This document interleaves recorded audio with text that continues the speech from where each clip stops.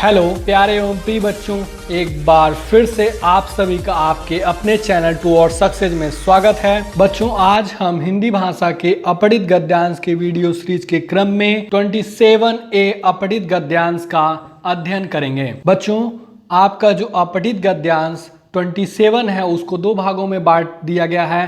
पहला भाग है 27A और दूसरा भाग है 27B। आज हम अपठित गद्यांश 27A का अध्ययन करेंगे। बच्चों, अब हम देखते हैं यहाँ है निम्नलिखित गद्यांश को पढ़कर प्रश्नों के उत्तर दीजिए। आपको बता देते हैं कि ये जो आपका निम्नलिखित शब्द है दो शब्दों से मिलकर बना है। पहला, दूसरा क्या है? लिखित, जैसा कि आपको पढ़ने से ही लग जाता होगा। और निम्न का यहाँ तात्पर्य हो जाता है नीचे और लिखित का तात्पर्य होता है लिखा हुआ, अर्थात कि नीचे लिखे हुए गद्यांश को पढ़कर उससे संबंधित पूछे गए प्रश्नों के उत्तर दीजिए। बच्चों, अब हम आगे पढ़ेंगे। द्वीप में उगने वाली छोटी घास तथा कटीली पत्तियों को बकरियां चरती थीं। चरती थीं का तात्पर्य होता है खाती थीं। कुछ मुर्गियां उनका पीछा करती थीं। उनका ये जो शब्द है बच्चों किसके संदर्भ में प्रयोग किया गया है? बकरियों के संदर्भ में प्रयोग किया गया है। वहाँ एक तरबूजों का और एक सब्जियों का खेत था। द्वीप के बीच में एक पीपल का पेड़ था। यह वहाँ अकेला पेड़ था। यह जो शब्द है ये पीपल के लिए प्रयोग किया गया है। बड़ी बाढ़ के दिनों में भी जबकि पूरा द्वीप पानी में डूब गया था, पेड़ दृढ़ता से खड़ा रहा। अर्थात कि जब बाढ़, भयंकर बाढ़ आई थी तो उन दिनों जो आपका पेड़ था वो दृढ़ता से खड़ा रहा, बाकी पूरा द्वीप है वो पानी में डूब गया था। यह बूढ़ा पेड़ था। बूढ़ा का तात्पर्य होता है बहुत पुराना पेड़ था। लगभग 50 वर्ष पूर्व बलशाली हवाएं, अर्थात कि बहुत ही तेज हवाएं एक बीज को वहां उड़ाकर ले गईं। उसे चट्टानों के बीच शरण मिल गई। यहाँ आप देखेंगे वहां उड़ाकर ले गई। वहां जो है बच्चों ये आपके द्वीप के लिए प्रयोग किया गया है। वहां उसने जड़े जमा दी, अर्थात कि जहां उसे बलशाली हवाएं उड़ाकर ले गई वहां वो क्या किया? जड़े जमा दी, अर्थात कि वहीं वो उत्पन्न हो गया। और एक छोटे किसान के परिवार को छाया और शरण देने के लिए वह बड़ा हो गया। तो बच्चों, अब हम आपको बता देते हैं कि किसी भी गद्यांश को हल करने के दो तरीके होते हैं। पहला तरीका होता है कि हम गद्यांश को पढ़ लें, तत्पश्चात गद्यांश से पूछे गए संबंधित प्रश्नों के विकल्पों का सही चयन करते हुए आगे बढ़ें।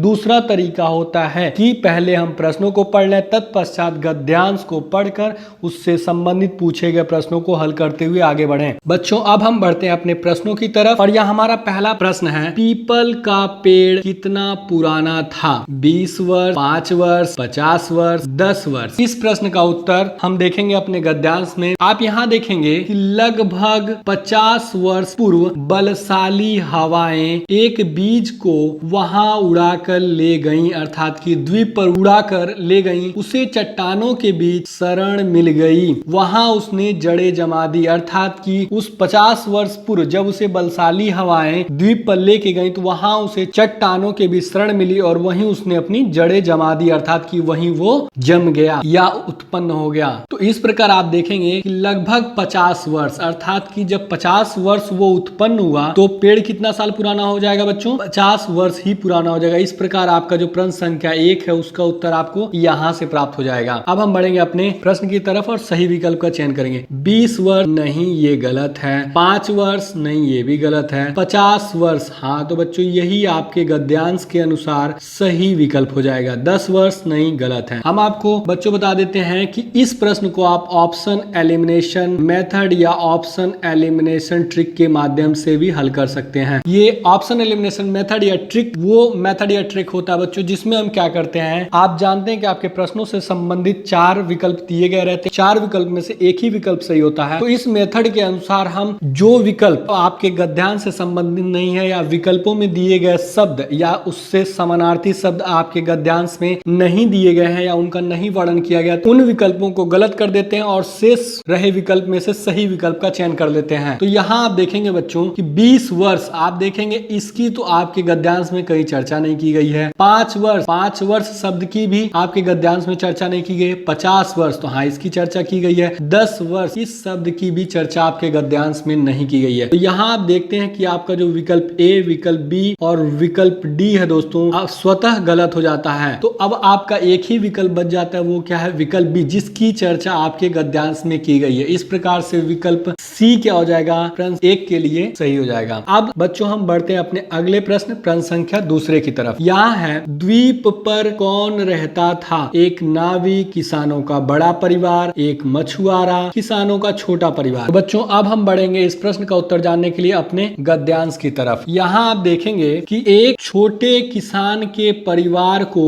छाया और शरण देने के लिए वह बड़ा हो गया। वह कौन? पीपल। और आप जानते हैं कि पीपल कहाँ था? द्वीप पर था। तो द्वीप पे था अर्थात कि उस द्वीप पर एक छोटे किसान के परिवार भी रहते थे। तो इस प्रकार से आपका जो प्रश्न संख्या 2 हो जाता है बच्चों, उसका उत्तर आपको यहाँ से प्राप्त हो जाता है। अब हम बढ़ेंगे अपने प्रश्न की तरफ और सही विकल्प का चयन करेंगे। एक नाविक, नहीं, ये गलत हो जाता है। किसानों का बड़ा परिवार, नहीं, किसानों का परिवार था लेकिन वो क्या था? छोटा परिवार था, तो ये भी गलत हो जाएगा। एक मछुआरा, नहीं, ये भी गलत हो जाएगा। किसान का छोटा परिवार, तो ये क्या हो जाएगा बच्चों? यही सही हो जाएगा। किसान का परिवार था लेकिन वो क्या था? छोटा परिवार था। इस प्रकार प्रश्न संख्या 2 के लिए सही विकल्प क्या हो जाएगा? विकल्प डी होगा। इस प्रश्न को भी बच्चों आप ऑप्शन एलिमिनेशन मेथड या ऑप्शन एलिमिनेशन ट्रिक के माध्यम से आप हल कर सकते हैं। जैसे कि आप देखेंगे, एक नाविक, इसकी चर्चा तो आपके गद्यांश में कहीं नहीं की गई है। किसानों का बड़ा परिवार, तो किसान का तो पहला तो यही आपका गलत हो जाता है कि द्वीप पर क्या था? वो किसान का परिवार था, ना कि किसानों। ये क्या है? एक बहुवचन शब्द है बच्चों, जिसका तात्पर्य हो जाता है एक नहीं कई किसानों के परिवार वहां रहते थे, तो ये भी गलत हो जाएगा। और किसानों का बड़ा परिवार, नहीं, किसान का क्या परिवार था? वो छोटा परिवार था, तो ये भी गलत हो जाएगा। एक मछुआरा, मछुआरे की भी चर्चा आपके गद्यांश में नहीं की गई है। किसान का छोटा परिवार, इसका आपका क्या किया गया है बच्चों? चर्चा किया गया। इस प्रकार आपका जो विकल्प डी हो जाएगा प्रश्न 2 के लिए सही हो जाएगा, क्योंकि आप यहाँ देखेंगे कि आपका जो विकल्प ए है, विकल्प बी और विकल्प सी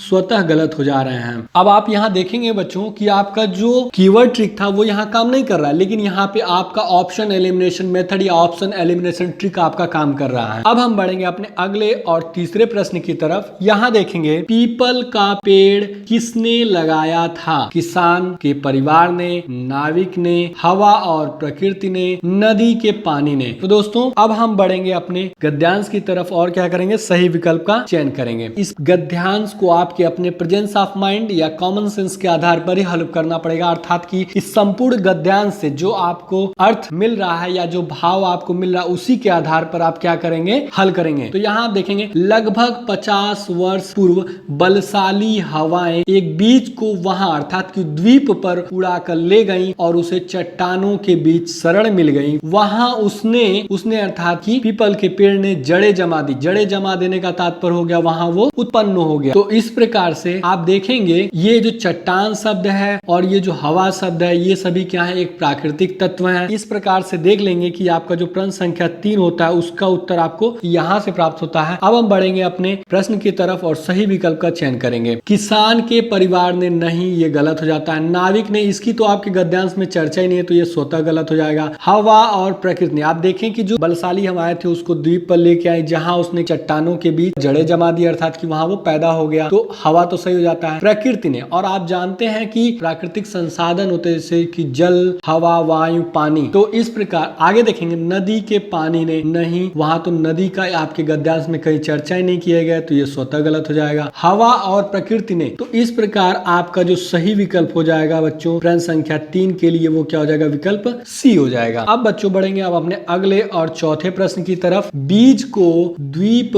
पर किसके द्वारा लाया गया था? इसमें आपका बच्चों लाया जाना या लाया गया, यही आपका क्या हो गया? कीवर्ड हो जाता है। बकरियों द्वारा, मुर्गियों द्वारा, किसान द्वारा, हवाओं द्वारा। तो बच्चों अब हम बढ़ेंगे अपने गद्यांश की तरफ और अपने कीवर्ड के माध्यम से सही विकल्प का चयन करेंगे। तो यहाँ आप देखेंगे कि लगभग 50 वर्ष पूर्व बलशाली हवाएं एक बीज को वहां अर्थात कि द्वीप पर उड़ा कर ले गई, उसे चट्टानों के बीच शरण मिल गई। तो उड़ा कर ले जाना, ये क्या था? आपका कीवर्ड था बच्चों। तो इस प्रकार से आप देखेंगे उड़ा कर कौन ले गया था? हवाएं ले गई थी। इस प्रकार से आपका जो प्रश्न संख्या 4 होता है उसका उत्तर आपको यहाँ से प्राप्त हो जाता है। अब हम बढ़ेंगे अपने प्रश्न की तरफ और सही विकल्प का चयन करेंगे। बीज को द्वीप पर किसके द्वारा लाया गया था? अर्थात कि आप देखेंगे बकरियों द्वारा, नहीं, ये गलत है। मुर्गियों द्वारा, नहीं, ये भी गलत है। किसान द्वारा, नहीं, ये भी गलत है। आप आपने देखा कि बीज को बलशाली हवाओं द्वारा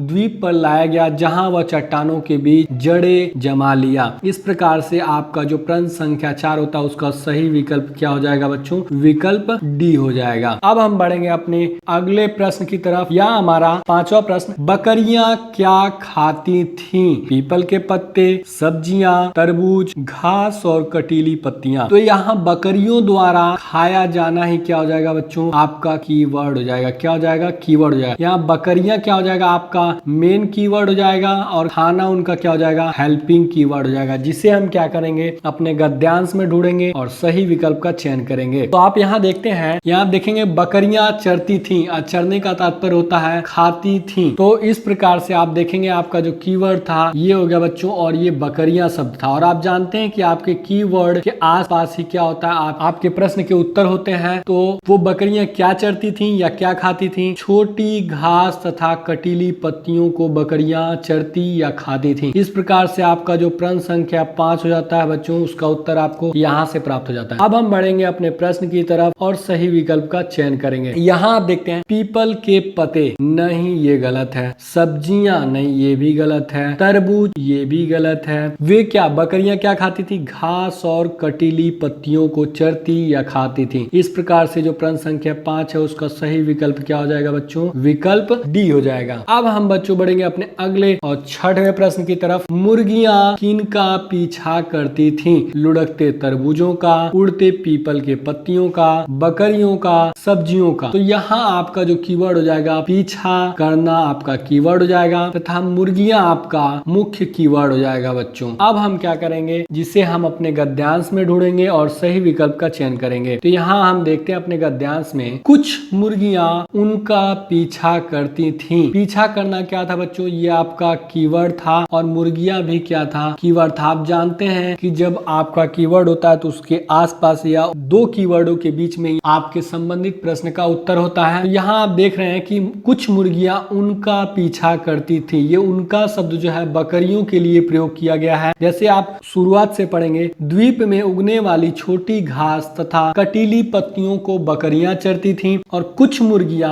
उनका पीछा करती थीं। ये उनका शब्द है, बकरियों के लिए प्रयोग किया गया है। इस प्रकार से आप देखेंगे कि आपका जो 6वां प्रश्न होता है उसका उत्तर आपको यहाँ से प्राप्त हो जाता है। बच्चों अब हम बढ़ेंगे अपने प्रश्न की तरफ और सही विकल्प का चयन करेंगे। मुर्गियां किनका पीछा करती थीं? ये तो गलत हो गया। उड़ते पीपल के पत्तियों का गलत हो गया। बकरियों का, आप जानते हैं आपके गद्यांश के अनुसार कि मुर्गियां बकरियों का पीछा करती थी। इस प्रकार से जो प्रश्न संख्या 6 हो जाता है उसका सही उत्तर क्या हो जाएगा? विकल्प सी हो जाएगा बच्चों। अंततः मैं आपको बता दूं बच्चों कि किसी एक गद्यांश से बनने वाले हर संभावित प्रश्न को आपके सामने आपके अपने चैनल टू वर्सेस द्वारा लाया जा रहा है, जिससे आप अधिक से अधिक अभ्यास कर सकें, अधिक से अधिक अध्ययन कर सकें और आपका जो मुख्य उद्देश्य, मुख्य लक्ष्य है उसको आप प्राप्ति कर सकें। प्यारे बच्चों, अब इसी के साथ आपका आज का क्लास समाप्त होता है। हमारी आपकी मुलाकात फिर कल अगले वीडियो में होगी। My dear and loving students, यदि आपको हमारा यह वीडियो पसंद आया हो तो वीडियो को लाइक एवं शेयर जरूर करें। यदि आपके मन में किसी प्रकार का प्रश्न हो या हमारे लिए कोई सुझाव हो तो नीचे कमेंट बॉक्स में कमेंट जरूर करें एवं हमसे जुड़े रहने के लिए आपके अपने चैनल टुवर्ड सक्सेस को सब्सक्राइब अवश्य करें।